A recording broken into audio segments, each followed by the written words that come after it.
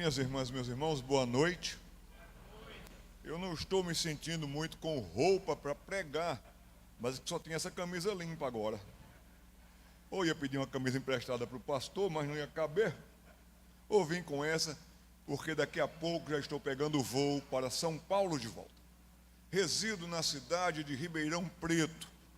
Temos duas filhas, Priscila e eu. Fernanda, já casada, mora na França com seu esposo Felipe. Juliana mora na Suíça, porque minha esposa é de origem e família suíça. E eu gostei de vocês, povo bom. Olha, eu gostei do Tambaqui. Gostei de vocês, mas gosto mais da minha esposa. Não troco vocês por ela não, quero voltar. Vamos abrir a palavra de Deus no livro do Apocalipse. Esse é um livro cheio de símbolos.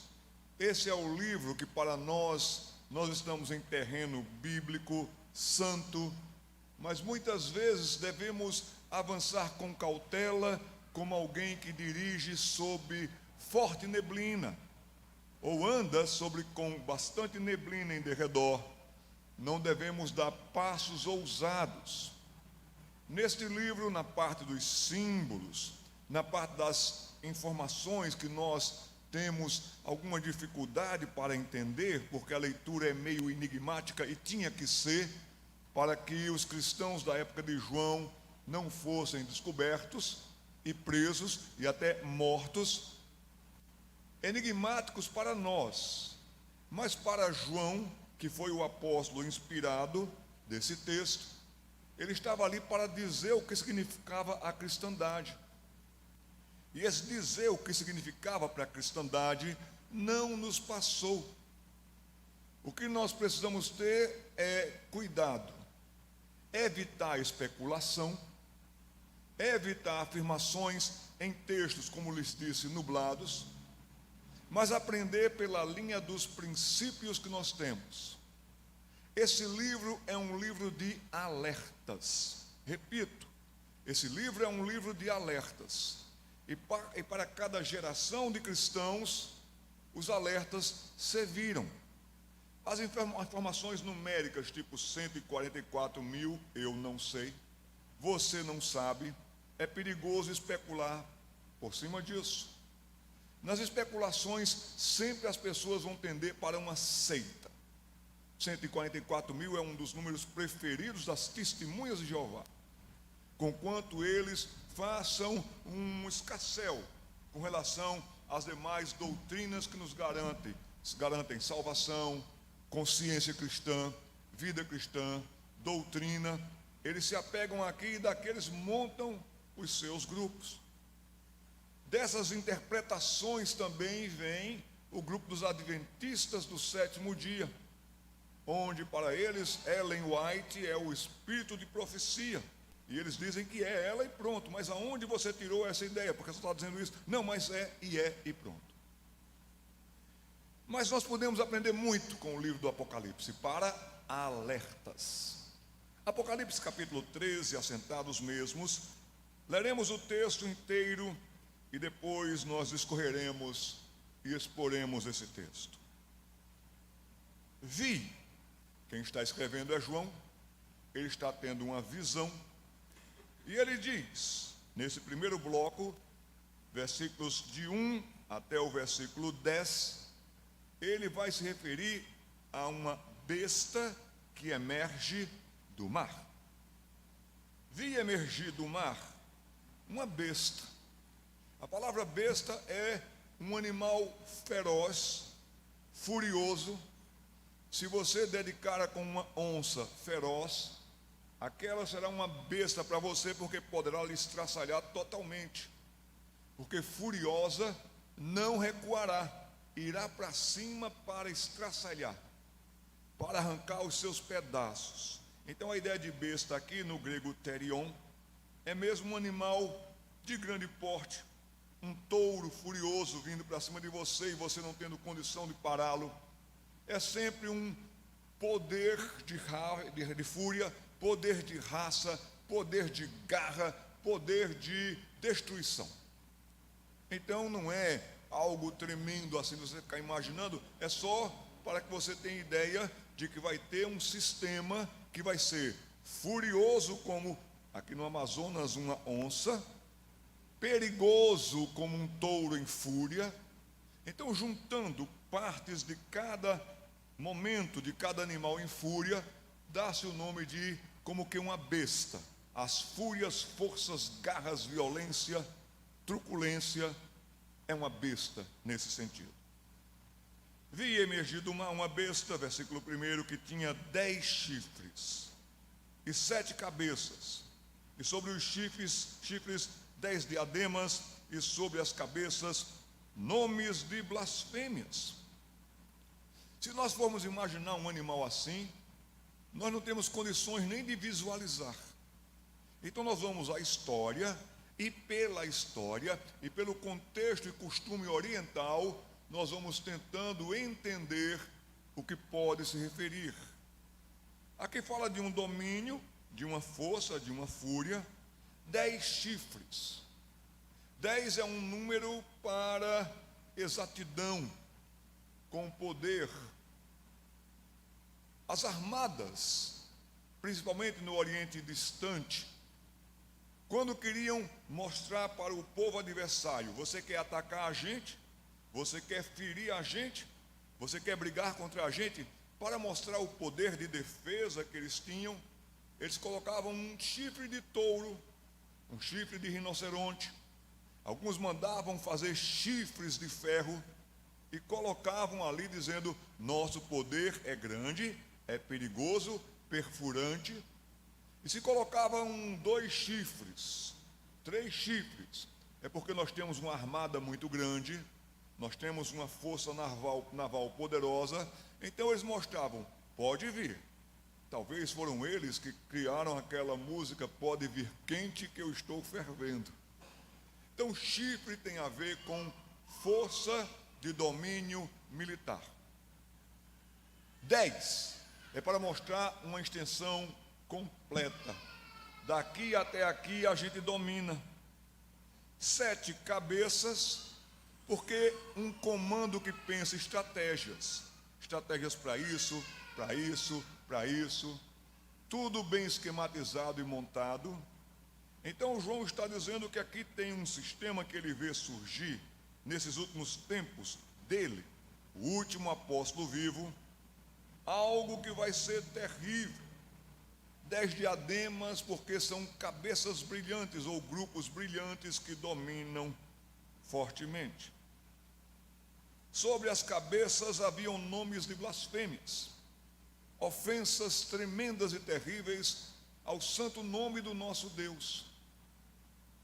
Cada vez mais para agredir, para ofender, com seus estilos de vida também para ofender a Deus, como nós podemos ver hoje ideias de blasfêmia, quando em plena Marquês de Sapucaí, uma escola de samba mostra um Jesus figurado de cabelos longos, barba, e totalmente com a sua maneira como foi crucificado, praticamente semi-nu e com a coroa de espinhos, e o diabo lhe dando uma surra. É uma blasfêmia, por exemplo. E aqui continua dizendo que essa besta que ele viu era semelhante. E mais uma vez, ele vai buscar no mundo animal algumas ideias. Agora, nesse versículo 2, coloque ao lado aí para você depois ler Daniel capítulo 7. Quando tem governos, quando tem forças, quando tem domínios, quando tem poderes, então essas figuras que nós vimos aqui, elas sempre estão próximas para armada, domínios, força, estratégia, tudo isso. Os animais que aparecem aqui no versículo 2 são os mesmos animais que Daniel teve visões quando, ali nós entendemos que ele viu que viriam domínios da Média, da Pérsia. Alexandre o Grande podia ser um grande leopardo, e ele gostava de se vestir de leopardo. Quando também Roma poderosa, que estavam ali, aquelas visões adiante do tempo de Daniel. Verso 2, a besta que vi era semelhante a leopardo, ágil, veloz, rápido. Ataque certeiro e veloz que quando você vê já está na presa dele. Mas também como de urso. O urso é um dos animais retratados como lento, calmo, que anda devagar, mas o urso quando parte para o ataque, ele é perigoso e violentíssimo. Um urso pode lhe alcançar em qualquer velocidade, estando ele distante em questão de segundos. Uma das suas patadas pode arrancar sua cabeça fora. Então, poderes que viriam com muita fúria, velocidade, fúria, boca como a de leão, e deu-lhe o dragão seu poder, seu trono e grande autoridade. Interessante que o capítulo 13 de Daniel, ele segue o capítulo 12.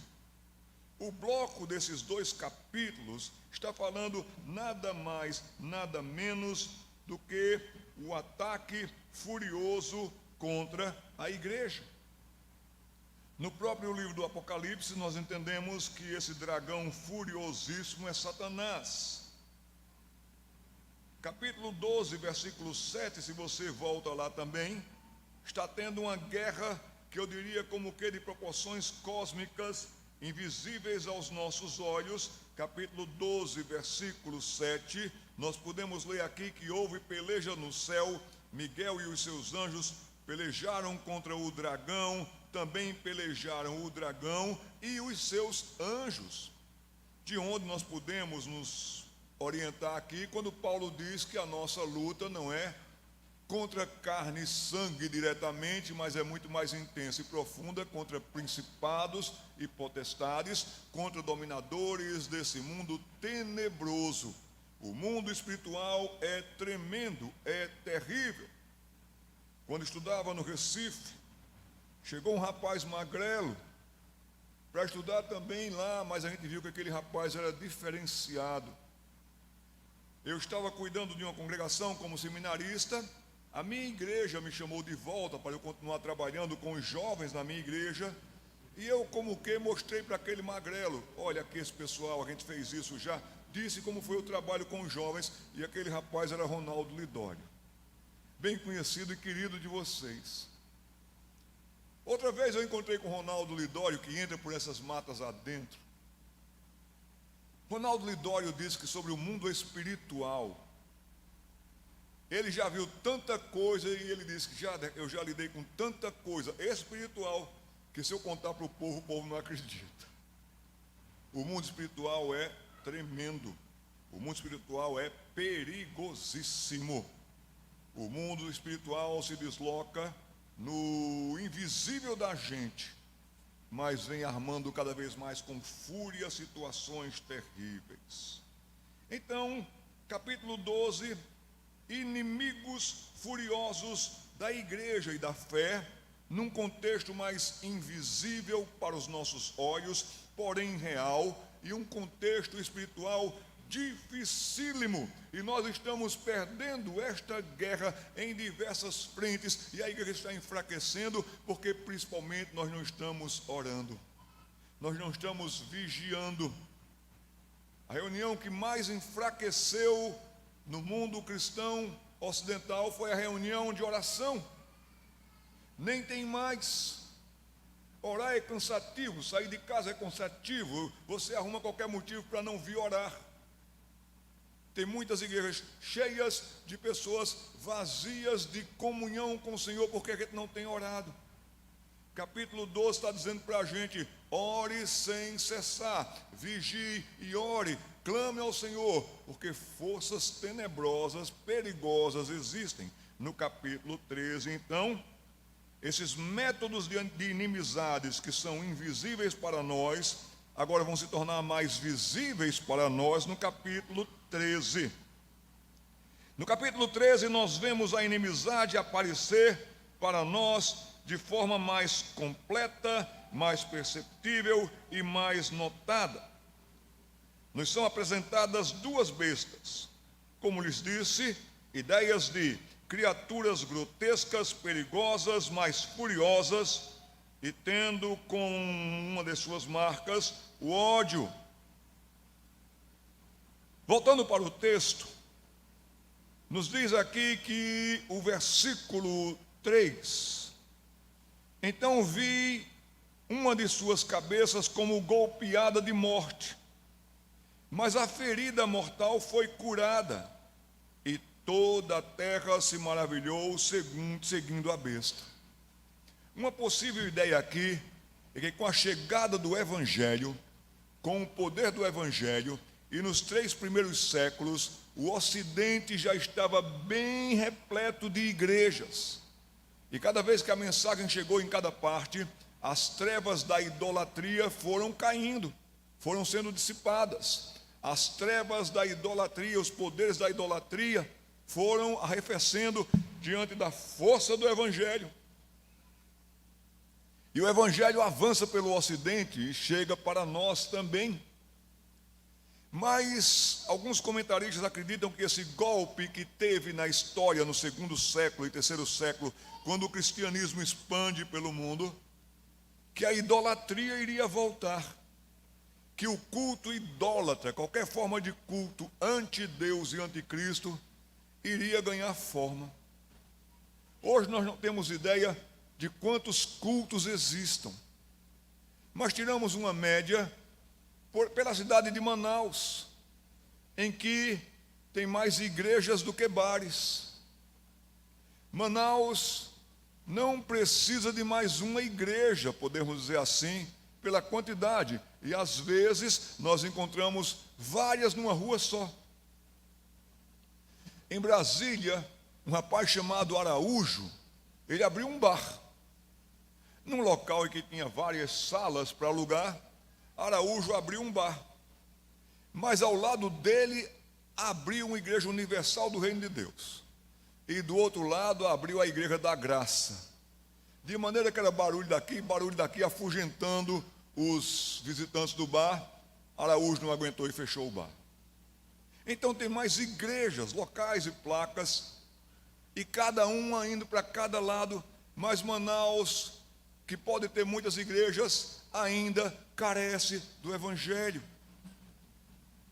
Mas essas religiões todas, essas ideias todas, essas igrejas que parecem igrejas de Cristo, mas não são muitas delas, na verdade estão adorando o enganador, que lhes dá vantagens, que lhes dá igrejas lotadas, pessoas que vêm para querer alguma coisa, mas não para seguir a Cristo. E o versículo 4 diz: e esses adorarão o dragão, porque o dragão deu a sua autoridade à besta. Também adoraram a besta, dizendo: quem é semelhante à besta? Quem pode pelejar contra ela? A ideia aqui é que, por suas ideias religiosas, eles viverão de sentimento total, de sentimentalismo total. Vêm, praticam, mas continuam nas suas sujidades. Esses são grandes inimigos da igreja. E você e eu sentimos isso, porque quando você se apresenta como evangélico, como cristão, a pessoa já vem dizer assim: mas olha, eu tenho um vizinho que é evangélico, eu tenho uma tia que é evangélica, e você sempre tem que se explicar que evangélico não é assim. Pessoas que vivem por sentimentalismo, mas não pela fé e nem pela esperança. Versículo 5 diz que nesse sistema foi dada uma boca que proferiria arrogâncias, blasfêmias e autoridade para agir durante um tempo, 42 meses. Talvez João soubesse, os cristãos soubessem daquela época, e eles estavam nesse tempo com esse texto, mas nós não. Abriu a boca em blasfêmias contra Deus. Hoje a principal avenida de São Paulo, ela tem um dos movimentos de grupos que endeusam a sexualidade outra, que desfilam as suas arrogâncias e blasfêmias diante do Criador que não os fez e criou para serem dessa maneira. E nas ruas de São Francisco, e nas ruas de Londres, e nas ruas das capitais, eles desfilam os seus prazeres e ideias e orgulhos. E eles são capazes de dizer isso contra Deus, para difamar o nome difamar o tabernáculo, a saber, os que habitam no céu. Mas ainda a situação pode apertar para a gente, e já vemos isso porque, como cristãos no Brasil, sempre estão querendo nos tirar, querendo nos prejudicar. Professores e professoras cristãos sabem o preço que pagam no sistema de ensino. Médicos cristãos sabem da dificuldade que tem no sistema de medicina. Trabalhar como cristão tem sido difícil em muitas áreas, porque esse sistema contra o povo de Deus vai avançar ainda mais. Nos dias de João, estavam matando e decapitando os cristãos. Por isso que ele está dizendo aqui, uma questão que a gente não tem para onde correr. Versículo 7, o sistema foi lhe dado também que pelejasse contra os santos e os vencesse. Deus-lhe ainda autoridade sobre cada tribo, povo, língua e nação. Me incomodou muito quando eu li um texto como esse, porque nós cantamos, vencendo vem Jesus, sempre vitorioso nós seguimos, nós vamos adiante. Mas, irmãos, nós temos perdido espaço. Nós temos perdido espaços em muitos locais. Vai chegar o momento e o tempo, e pode acontecer isso aqui em Manaus, que nós não poderemos mais fazer um culto em praça pública, se é que não podemos mais. De vez em quando vocês veem uns recortes aí, no que nos mandam na internet, de um crente que está pregando em Londres e a polícia vem e manda ele calar. De pessoas que são arrastadas por estarem pregando. Andrew Murray é um escritor inglês, que ele escreveu livros bem realistas, mostrando como o cristianismo está desaparecendo da sua força, da sua pujança da terra. Aqui diz que vão pelejar contra os santos e os vencesse. E ainda tiveram estes, desta besta aqui do mar, que dominasse sobre cada povo, tribo, língua e nação. A besta do mar pode ser algo interessante para a gente por dois motivos. Quando Jesus contou sua parábola de que a rede é lançada ao mar e pega peixes de todos os tipos, é que o sistema também iria alcançar todos os grupos, e as pessoas se organizam em grupos. Então essas pessoas se organizam e vão para a frente e com fúria e se reúnem. Se você disser alguma coisa que alguém se sentiu ofendido, processa você e todos os outros dão apoio. O mar recolhe gente de todos, peixes de todo tipo, e no nosso caso, gente de todo tipo. Mas também aqui, versículo 7, porque através do mar nós chegamos em todas as tribos e nações. Esse sistema iria dominar por todo o mundo. E sempre tem uma dedicação tremenda. Versículo 8 diz, vão adorá-la todos os que habitam sobre a terra, e todos aqueles que não foram escritos no livro da vida do Cordeiro, que foi morto desde a fundação do mundo. Agora nós temos aqui onde nos segurar, porque até então, nos primeiros 7 versículos, a situação é desconfortável, o poder é grande, é intimidador, é ameaçador, e muitas vezes nós queremos viver a fé reformada no temor do Senhor, mas somos muitas vezes perseguidos, ridicularizados, punidos.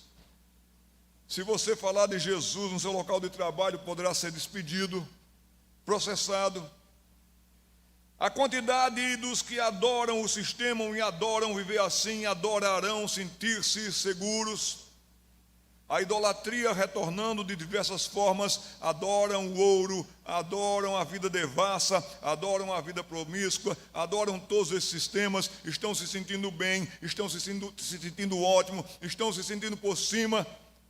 Mas a grande verdade é que eles estão tremendamente e terrivelmente iludidos, porque eles não têm o nome escrito no livro da vida. Seus filhos lidarão com grandes pressões. Vem conosco, assume o nosso estilo de vida, vem para o nosso lado, porque é para o momento, é para a alegria, é para você viver intensamente, é para você se meter com tudo que no final você pode se dar bem. Você tem conscientizado os seus filhos, a igreja tem conscientizado as suas ovelhas, de que os dias seriam maus no final. Foi difícil para o final dos dias de João e dos cristãos que viveram no primeiro século. E cada grupo de cristãos teve a sua dificuldade nesse grau e nesse porte, nesse eu não suporto tanta pressão. E para nós hoje vemos a dificuldade surgir. Quando vemos e vimos a situação surgir com dificuldade grande, lembre-se que o seu nome está escrito no livro da vida. Lembre-se de Romanos capítulo 8, a partir do versículo 31. Quem nos separará do amor de Deus que está em Cristo? Mas aquela sequência ali é muito difícil. Será a dor, a tristeza, a morte, a perseguição, principados, potestades, pode vir tudo contra a gente. Mas o texto diz que nós somos em Cristo mais que vencedores. O sistema que dominará e já está dominando em diversas frentes nos incomoda. Versículo 9 diz: e se alguém tem ouvidos para ouvir, ouça. Eu quero fazer uma pergunta e peço que você responda levantando uma das suas mãos. Vai ser uma pergunta interessante. Mas quantos aqui nessa noite entraram aqui com as suas orelhas? É isso mesmo que você ouviu? Levante a mão. Quem entrou aqui com as suas orelhas? Você entrou com as suas orelhas, meu filho? Você entrou. Eu já fiz essa pergunta e eu gosto de fazê-la porque eu vejo os rostos de vocês aqui. Foi isso mesmo que ele perguntou? Já vi gente apontar para cá, sim. Todos nós aqui entramos com as orelhas. O fenômeno de entrar nesse local com as orelhas é o seguinte, como acontecia no seu tempo de escola. O professor estava dando aula, você desligava. Você ficava pensando numa coisa, noutra, e o professor dando aula, e no nosso contexto, o pastor pregando. E quem entra num local como esse só com as orelhas, a informação entra aqui e sai aqui. De maneira que se alguém perguntar, o que é que o pastor pregou ontem que eu não pude ir à igreja? Você diz, eu não lembro. Ele pregou alguma coisa entre o Gênesis e o Apocalipse.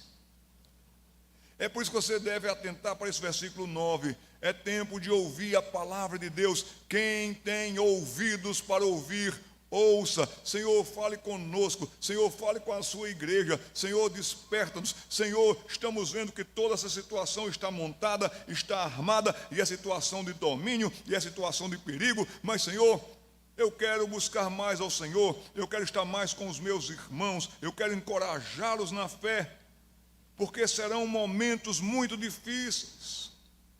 Se alguém, verso 10, leva para o cativeiro vai. Se alguém matar a espada, necessário é que seja morto a espada. Situações muito difíceis virão. O que estava acontecendo aqui, eu acredito que cabe bastante também nos dias de João, ou nos países onde nós vemos como Nigéria e outros dos nossos irmãos sendo mortos dessa maneira. Mas aqui tem umas palavras tão bonitas que eu quero que você se agarre a elas. Primeiro, esse texto, a partir do versículo 8, que você se alegre que o seu nome está escrito no livro da vida. Que você viva com confiança nisso. Haja o que houver, aconteça o que acontecer, nada e nem ninguém poderá nos separar do amor de Deus que está em Cristo.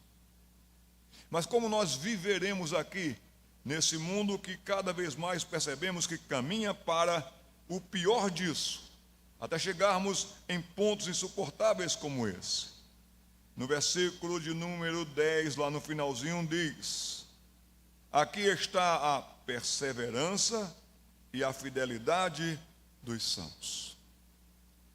Você tem perseverado, meu irmão? Ou tem desistido mais cedo? Você está crescendo na graça e no conhecimento de Cristo? Ou você está estacionado no conhecimento de Cristo? O que me entristece saber e ver é que nesse Brasil também tão dito evangélico, é que nós vivemos o momento mais difícil e terrível do ensino. É a geração de crentes mais analfabetas de Bíblia. Não sabe onde está, não sabe o que diz, tira texto do contexto, aceita tudo o que dizem, de estar amarrado a colocar copo d'água na televisão, e vão fazendo aí um sincretismo terrível.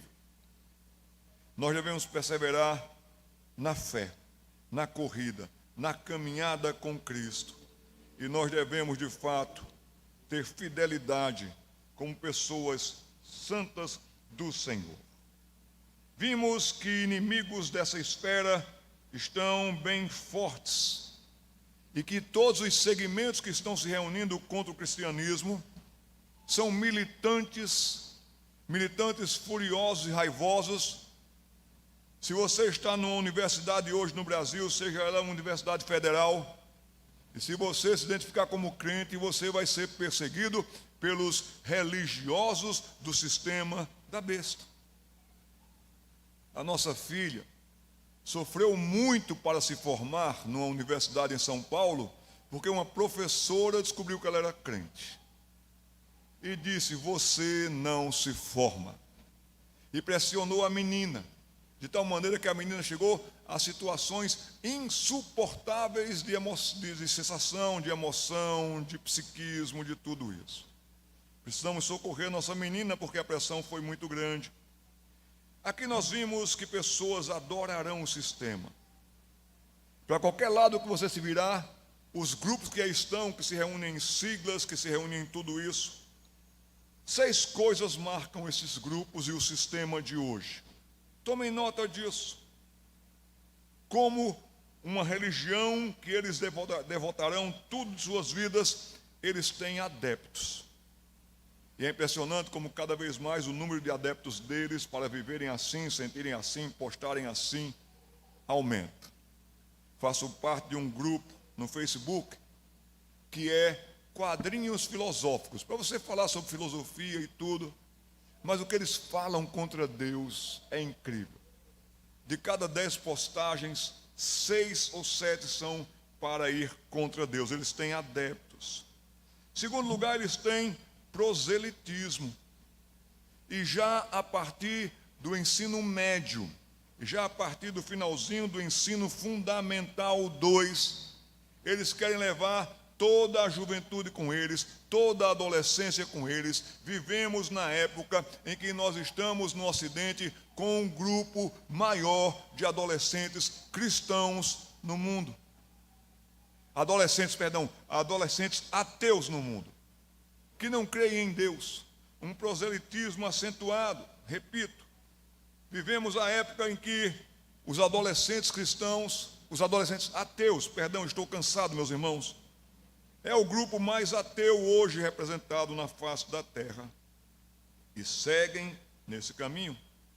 O sistema tem os seus gurus, em forma de professores, em forma de influencers, em forma de pessoas que se destacam para falar contra Deus. E vem o Richard Dawkins e dá palestras, e outros mais. Eles têm gurus, eles têm imposições, perseguições a filhos de crentes na universidade.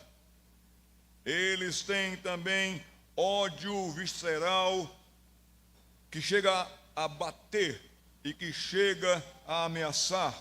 E vocês veem que cristãos têm sido empurrados nas universidades e etc. Ou seja, eles são e têm atitudes de fanáticos religiosos, parecidos com o ISIS, Hezbollah. São vistas essas atitudes de várias formas dos grupos ideológicos, que chegam a rasgar cartazes. Um pregador em São Paulo, ele foi ameaçado, espancado, e a sua Bíblia foi rasgada. Agora, querido, você está perseverando? Você está consciente dos seus dias maus? Você está cuidando da sua família. Você está preservando no ensino dos mais jovens. A partir do versículo 11 tem outra besta que emerge da terra. A do mar, pelo alcance, pela dimensão e por todo tipo e grupo de pessoas que eles vão reunir juntos contra o cristianismo. A besta que emerge da terra é um poder mais local, mas não é menos poderoso. É um poder que vai dominar.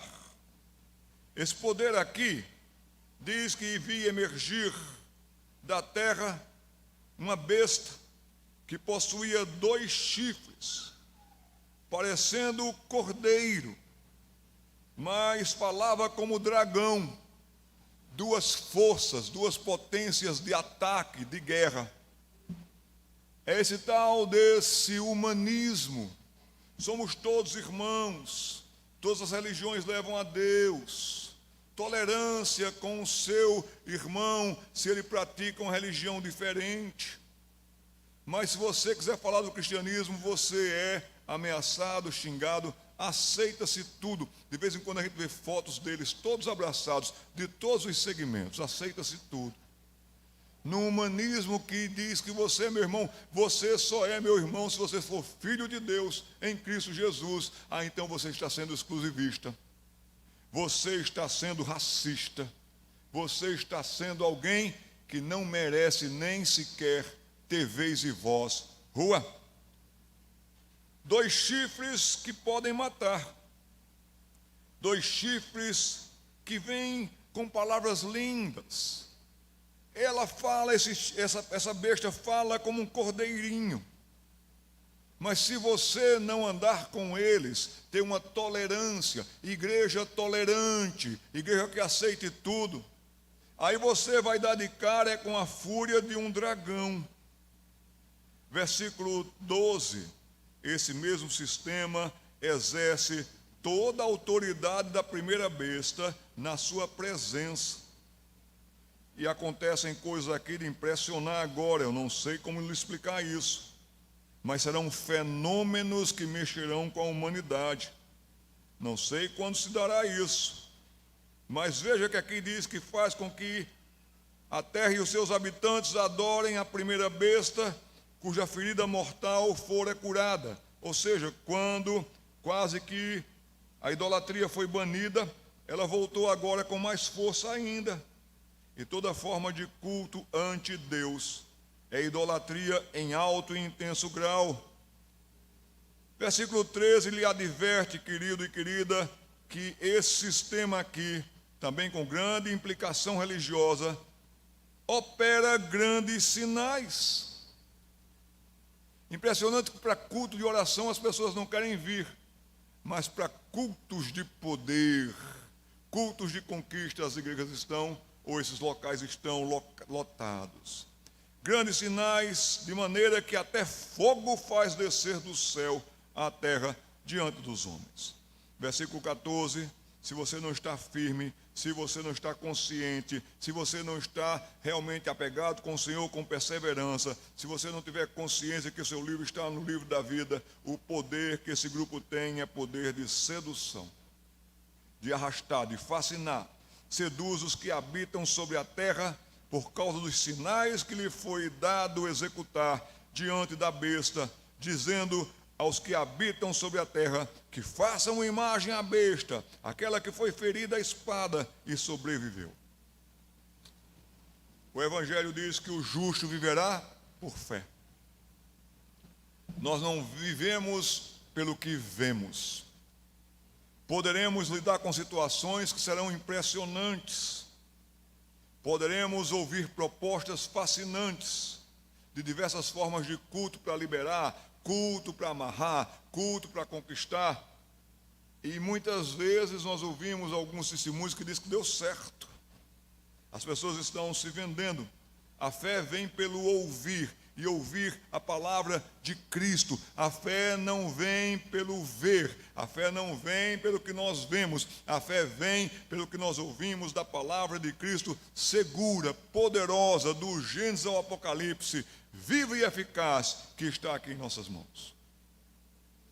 Passemos por situações difíceis, passemos por dificuldades, passemos por ameaças, mas sigamos a Cristo. Porque, como disse o Senhor, esses poderão até matar o nosso corpo, mas não podem atingir a nossa alma. Seduz os que habitam, diz o versículo 14, e vão fazer sempre imagens do seu poder. Sempre mostrarão como eles são poderosos. E dirão aqui no finalzinho do versículo 15, foi-lhe dado o poder para comunicar aquela imagem da besta, para que não só a imagem falasse, como ainda fizesse morrer quantos não adorassem a imagem da besta. É interessante que na Coreia do Norte tem três imagens bem grandes dos dominadores daquele lugar, que hoje nós sabemos ser o país mais perseguidor de cristãos do mundo. E quem não se curvar diante dessa imagem, morre. Bem no contexto de Daniel e dos seus amigos, que até foram parar na fornalha de fogo. Meus irmãos, por causa do Evangelho, se você tiver que passar pela morte, é só isso. Porque nada e nem ninguém poderá nos separar do amor de Deus que está em Cristo. Alguém já disse com muita sabedoria que viva intensamente a sua fé. Viva pela fé.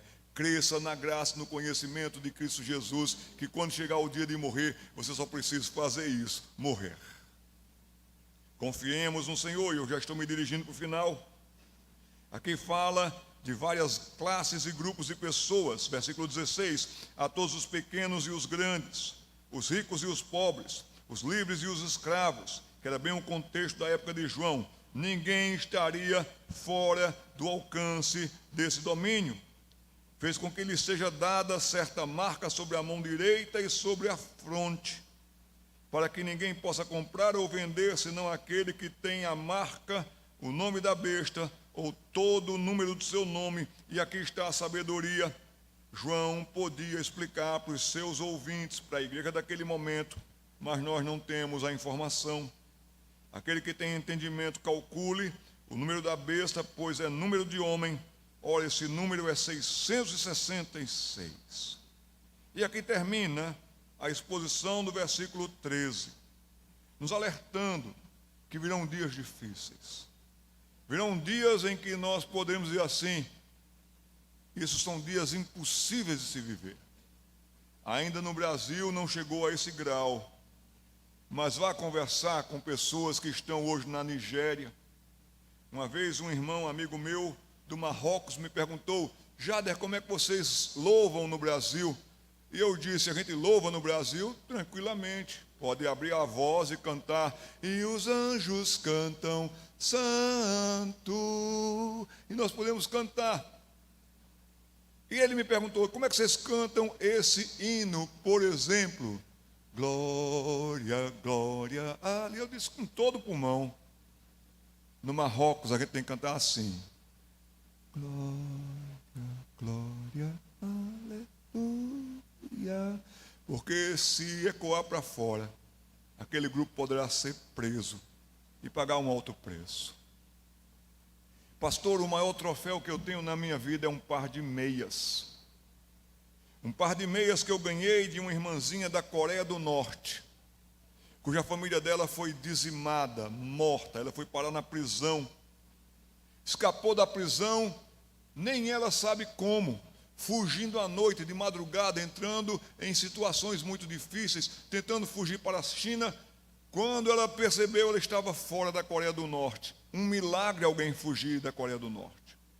Essa irmã viaja pelo mundo contando o que é ser crente na Coreia do Norte, contando das dificuldades. E ela vai no mercado e ela compra meias. E quando ela vai dar um testemunho, chegaria aqui com o pastor Cristiano, ela daria um par de meias para o pastor Cristiano.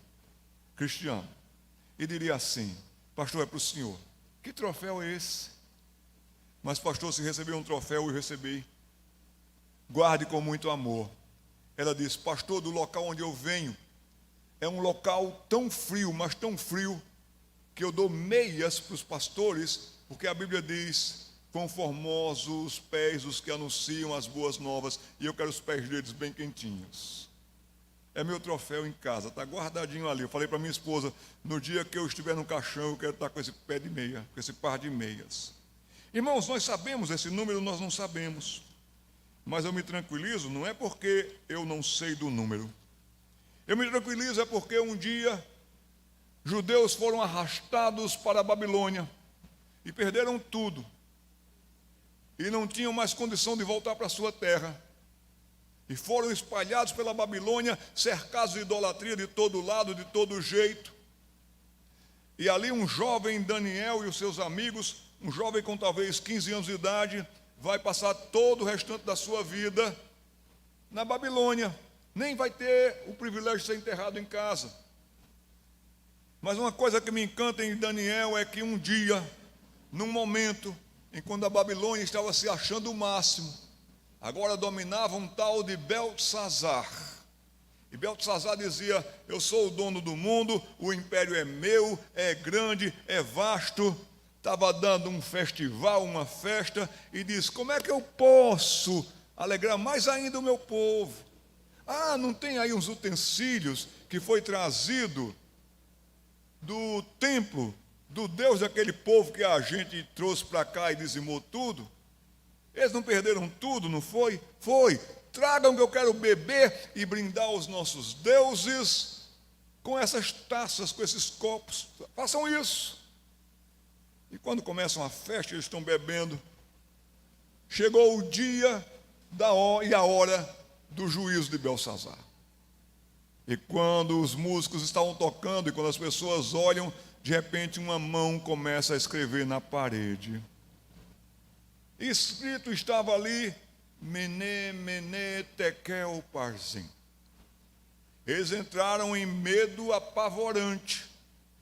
Parou, foi tudo.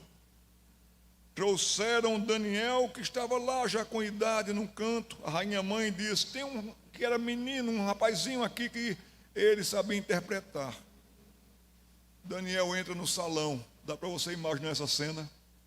Todo mundo vendo aquela coisa escrita na parede, assustadíssimos. E Daniel interpreta o que era um mistério. Pesado fostes na balança e achado em falta. E passou o teu reino. Se vivermos situações, você e eu, ou se não vivermos essas situações, treinemos os nossos filhos, treinemos os nossos netos, para que se for no tempo deles, eles continuem perseverando, com fidelidade, confiando, agradecendo a Deus que os seus nomes estão escritos no livro da vida. Porque o povo de Deus saberá interpretar, no momento certo, os mistérios que ouvirem e que tiverem, como Daniel naquele momento teve um mistério que foi resolvido, pelo poder de Deus. Eu quero dizer para vocês que haja o que houver, aconteça o que acontecer, nada e nem ninguém poderá nos separar do amor de Deus que está em Cristo. Eu quero dizer para vocês que a maior alegria que você tem, não é que você tem toda a fortuna, toda a glória e todo o poder. A maior alegria que você pode ter é que você já está salvo, perdoado. Deus sabe quem é você. E chegará o dia do último dia de Manaus. Chegará o dia em que de repente alguém olhará para o alto e verá um sinal acontecendo nos céus, e outro vai sair, todo mundo vai sair, e as pessoas vão sair dos carros, porque aquele sinal está aumentando, está aumentando, está aumentando. De repente vem a notícia, os mortos estão se levantando todos dos túmulos, e os céus de Manaus se rasgarão de alto a baixo, e todos haverão de ver o Filho de Deus soberano e poderoso vindo com poder, majestade e glória. Toda Manaus olhará para o céu. Os mortos agora revividos, todos olhando, e aí está chegando o rei. E o rei chegará, e pela primeira vez na história e na sua história, os seus olhos e os olhos de Jesus vão se encontrar. Você já pensou nisso, meu irmão? Já pensou nisso, minha irmã? A palavra de Deus nos diz, e haveremos de vê-lo como ele é. E a palavra de Deus nos diz que Ele nos conhece, porque Ele conhece as suas ovelhas pelo nome. E dirá para nós: vinde bendito, as primeiras coisas passaram, entrem de posse do reino que está preparado para vocês. Em Cristo nós somos mais que vencedores. Haja o que houver, enfrentemos o que tenhamos que enfrentar, dominem quem tiver que dominar. Nós não negaremos a Cristo e seguiremos o Senhor, em nome de Jesus. Amém.